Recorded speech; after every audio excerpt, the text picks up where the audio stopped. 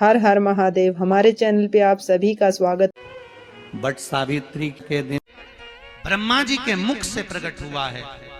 सौभाग्यवती नारियां अखंड सौभाग्य के लिए बट सावित्री का व्रत आप लोग करते होंगे, कई लोग अखंड सौभाग्य के लिए करेंगे, क्योंकि इस बट के पेड़ के नीचे भगवान विष्णु शंकर जी से विनती करे थे वर के लिए, इसलिए अखंड सौभाग्य का देने वाला जिसका प्रॉपर्टी का झगड़ा चल रहा हो, अदालत में कोई केस चल रहा हो, किसी भी चीज का केस, अदालत में अगर किसी भी चीज की अगर केस चल रहा है तो बड़ के पत्ते के ऊपर बालू मिट्टी का शिवलिंग बना, बालू रेत का, बड़ के पेड़ के नीचे ही उसकी पूजन करें, उस पे 3 चम्मच दही चढ़ा दें, अपनी मनोकामना कर कर दही चढ़ाकर उस दही को चम्मच में वापस लेकर जाए, शंकर जी की पूजन कर कर उसको विसर्जन कर। वो दही जो लेकर आए, जब अदालत कार्रवाई हो और आप केस के लिए अदालत में जाएं, उसको चंदन में मिलाकर तिलक कर कर जाइए, आपका काम विजय प्राप्त होगी, काम फतेह हो जाएगा। बटकेश्वर महादेव का स्मरण करने से कार्य की सिद्धि होती है। जिस बच्चे का एग्जाम में पास नहीं हो रहा हो, अच्छे नंबर नहीं आ रहे हो, वो भी इस दही का तिलक लगाकर जा सकता। बटकेश्वर ऐसे भगवान शिव विराजमान हैं। 16 श्रृंगार में नारी के हाथ की चूड़ी का कलर अलग हो सकता है, चूड़ी की डिजाइन अलग हो सकती है, चूड़ी अलग हो सकती है, चूड़ी महंगी सस्ती हो सकती है, मंगलसूत्र की कीमत ऊंची नीची हो सकती है, पांव की बिछुड़ी की कीमत ऊंची नीची हो सकती है, कान के कुंडल की कीमत ऊंची नीची हो सकती है। तुम्हारे शरीर पर जितने जितने 16 श्रृंगार हैं उसकी कीमत ऊंची नीची हो सकती है। केवल मंगलसूत्र की डिजाइन बदल सकती है, नाक की लौंग की डिजाइन बदल सकती है, कान के बुंदे की डिजाइन बदल सकती है, हाथ की चूड़ी की डिजाइन बदल सकती है, पांव की पायल की डिजाइन बदल सकती है।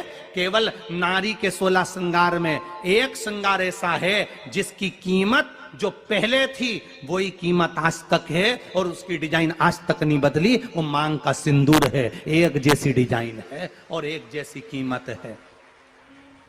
सारे श्रृंगार की कीमत अलग, पर मांग में जो सिंदूर डाला जाता है वो एक कीमत का होता है, एक डिजाइन का होता है और एक जैसा होता है, और वो सबसे भारी होता है। सावित्री यमराज से कह रही है मेरे पति को छोड़ दो। यमराज कह रहा है सावित्री तेरा पति मर चुका है, मांग के सिंदूर को पोंछ दे। सावित्री कहती है पूरा श्रृंगार उतार दूंगी पर मांग का सिंदूर नहीं पूछने दूंगी। तब यमराज ने कहा जब तक तू मेरे मांग का अपनी मांग का सिंदूर नहीं उतारती तब तक तू मेरे पास नहीं आ सकती।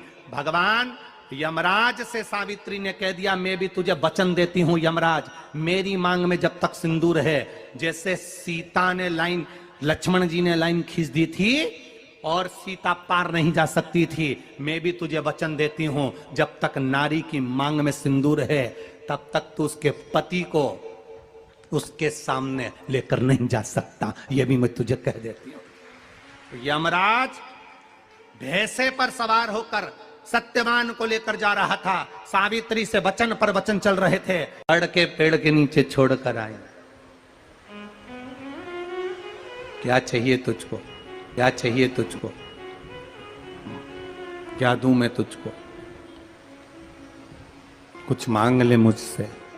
सावित्री कहती है क्या दोगे आप, मेरे पति के प्राण दे दो बस वापिस, और कुछ नहीं चाहिए। यमराज यमलोक में प्रवेश करने लगा, मांग के सिंदूर में से थोड़ा सा सिंदूर सावित्री ने केवल हाथ में लेकर अपनी बिंदी पर जो लगाया, सत्यवानंद को लेकर यमराज अंदर नहीं जा पाया, बाहर खड़े होकर कहता है मांग ले, मैं तुझे एक वचन नहीं, तू बोले तो मैं 2 वचन दे देता हूं, तू बोले तो मैं 3 वचन दे देता हूं, तू मांग क्या चाहिए। तब सावित्री ने कहा देना चाहते हो, हाँ। अब यमराज को लगा कि लालच में पड़ गई सावित्री, तब कहा पहला वचन दीजिए मेरे अंधे सास ससुर के नेत्र वापिस आ जाएं। यमराज ने कहा तथास्तु।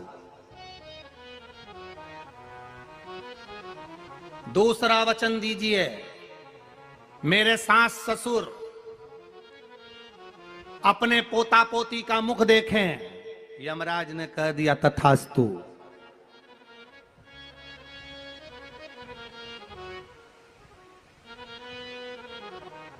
जाओ। यमराज जाने लगे, फिर आग जलने लगी। कहने लगे अब मैं अंदर क्यों नहीं जा पा रहा हूं।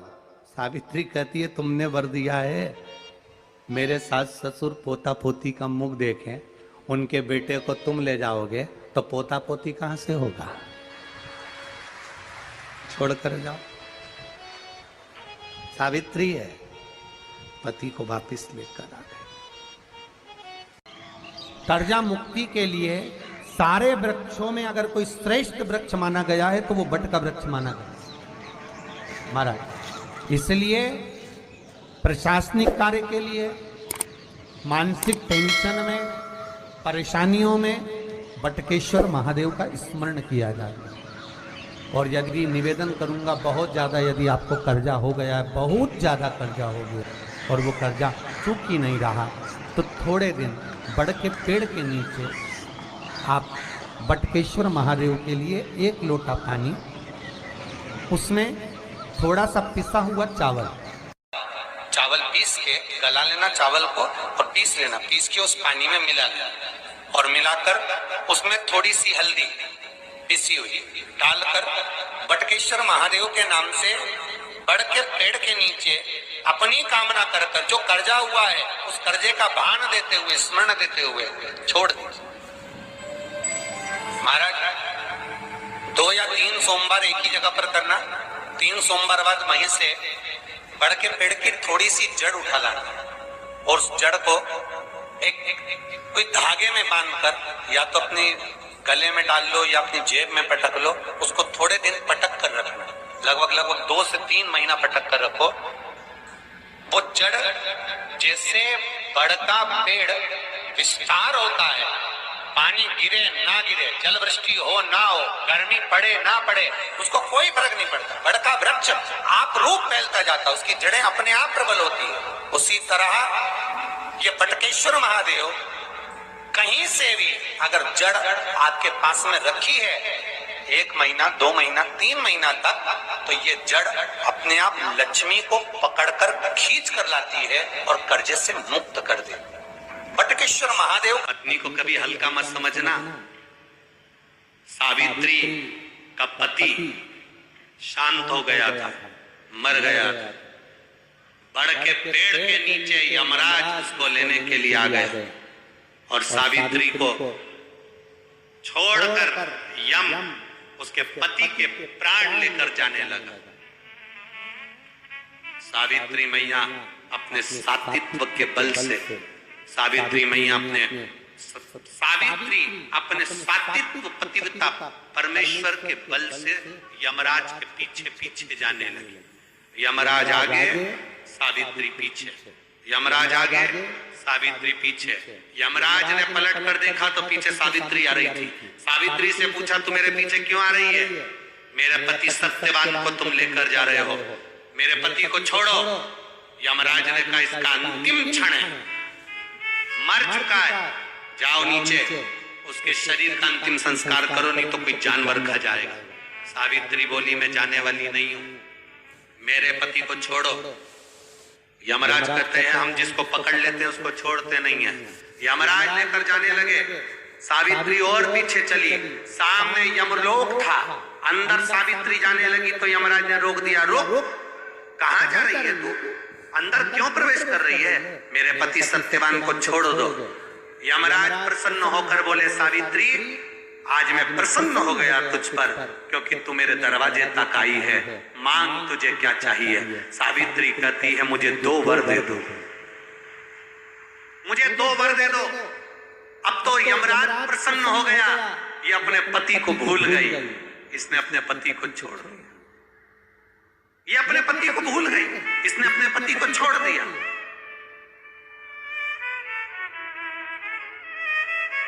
और इसने अपने पति को छोड़ दिया। अब ये कुछ मांगेगी, 2 वर मांगेगी तो मैं इसको 2 वर दे दूंगा। यमराज प्रसन्न हो गए, अपनी पति को छोड़ा इसने। यमराज ने कहा अपने पति को छोड़कर जो तू 2 मांगेगी मैं दे दूंगा, बस पति मत मांग। तो सावित्री ने कह दिया नहीं मांगूंगी पति। ठीक है, मांगो। सावित्री ने कहा पहला वर दीजिए। मेरे सास ससुर की आंख में रोशनी नहीं है, उनकी आंखों से दिखता नहीं है, बस इतना सा वर दे दो, उनकी आंख की रोशनी आ जाए और वो अपनी गोद में अपने पोते को खिलाएं, बस ऐसा वर दे दीजिए। यमराज प्रसन्न हो गए, इसने पति नहीं मांगा, तथास्तु। अब यमराज ने कहा दूसरा वर मांगो। सावित्री बोली दूसरा वर दे दीजिए। मेरे सास ससुर आज तक कोई तीर्थ करने नहीं गए, मेरे सास ससुर का जो बेटा है वो उनको तीर्थ कराए, बस ये वर दे दो। यमराज ने कहा इसने अपने पति को नहीं मांगा, तथास्तु। अब यमराज ने कहा जा सावित्री के कहां जाऊं? आपने कहा था मेरे सास ससुर जब आंखों से रोशनी पाए अपने पोते को खिलाएं, पति तुम ले जाओगे तो पोता आएगा कहां से? पति तुम ले जाओगे, पोता कहां से आएगा? और यदि मेरे सास ससुर के बेटे उसको तीर्थ कराएं तो मेरा पति अगर तुम ले जाओगे तो उनका बेटा ही तो है, तीर्थ कराएगा कौन? यमराज प्रसन्न हो गया, उसने उस सत्यवान को वापिस लौटा दिया। वो सत्यवान सावित्री।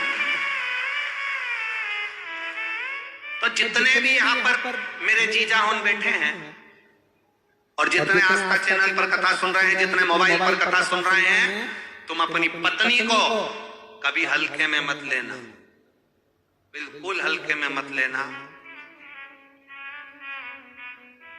तुमसे ज्यादा बल व्रत का, उपास का, भजन का ज्यादा बल, तुमसे ज्यादा बल इनके पास रहता है। तुम सोचो कि बोल रहे हो कि मैं मंदिर में हूं, उसको बिना घंटी के घंटी बजती है दिमाग, वो तुरंत पहचान जाता, तुरंत। अपने पति को धर्म पत्नी अच्छे से जानती है कि ये झूठ बोल रहा है, ये गलत बोल रहा है, तो भी वो उसको स्वीकार करती है। उसी तरह परमात्मा को मालूम है कि ये झूठ बोल रहा है, उसके बाद भी वो स्वीकार कर कर यहां तक बुला रहा है, ये उसको मालूम है। हर हर महादेव। हमारे चैनल पे आप सभी का स्वागत।